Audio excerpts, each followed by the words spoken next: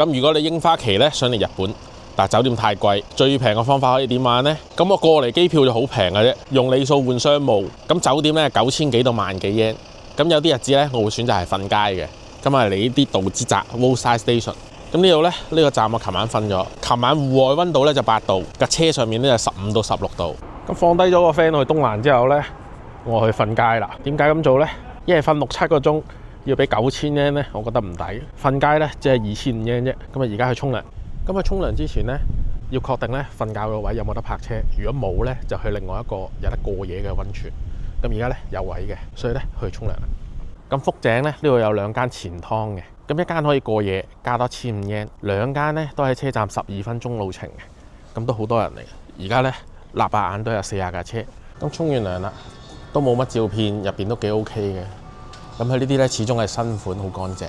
入邊水力按摩又幾過癮啊！啲水又唔係太熱，又唔會太凍。咁咧都好大嘅。咁啊900 yen 淨係收現金嘅啫。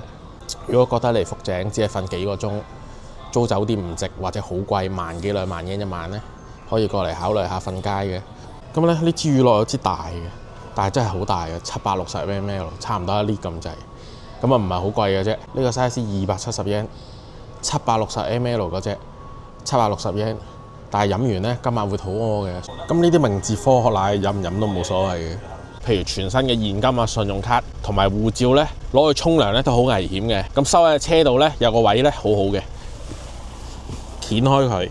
咁啲人咧爆玻璃咧攞嘢通常淨係攞個篋嘅啫，好少會掀開下邊嘅。如果你塞入啲咧，直頭就見唔到嘅添。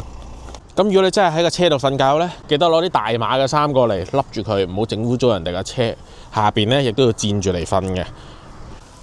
咁而家啲新車咧有晒濕電㗎啦，夜晚咧可以攞嚟煲水啊。另外拆火牛咧，亦都會快過車上面12W嘅。